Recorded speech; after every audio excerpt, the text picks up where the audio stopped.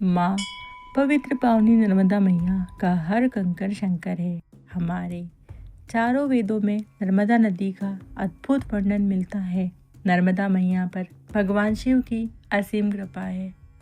प्राचीन काल में नर्मदा मैया ने बहुत वर्षों तक कड़ी तपस्या करके ब्रह्मा जी को प्रसन्न किया।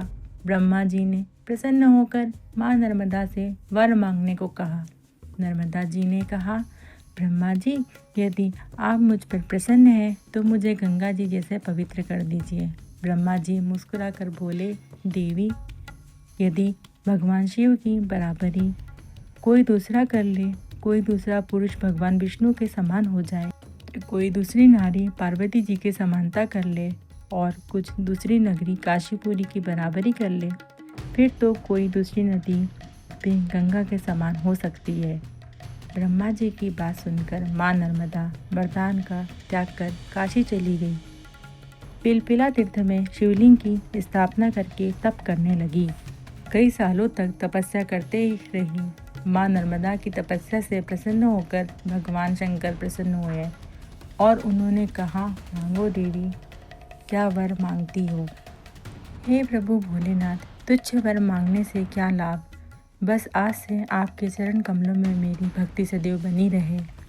नर्मदा जी की यह बात सुनकर भगवान शंकर बहुत प्रसन्न हुए। नर्मदे, तुम्हारे तट पर जितने भी पत्थर है वो मेरे वर से शिवलिंग हो जाएंगे। जाओ, मैं तुम्हें वरदान देता हूँ। माँ गंगा में स्नान करने पर शीघ्र ही पाप का नाश हो जाता है। माँ यमुना में 7 दिन के स्नान से सभी पापों का नाश हो जाता है। माँ सरस्वती नदी में 3 दिन के स्नान से सभी पापों का नाश हो जाता है।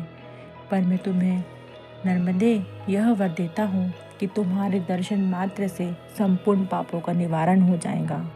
तुमने जो नर्मदेश्वर शिवलिंग की स्थापना की है वह पुण्य व मोक्ष देने वाला होगा।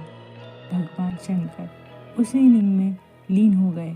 इतनी पवित्रता पाकर नर्मदा भी प्रसन्न हो गई। इसलिए कहा जाता है कि नर्मदा मैया के दर्शन मात्र से ही पापों का नाश हो जाता है और नर्मदा नदी के हर कंकर में शंकर जी विद्यमान हैं। आपको वीडियो पसंद आया हो, चैनल को सब्सक्राइब, वीडियो को लाइक और इस वीडियो को शेयर जरूर कीजिएगा।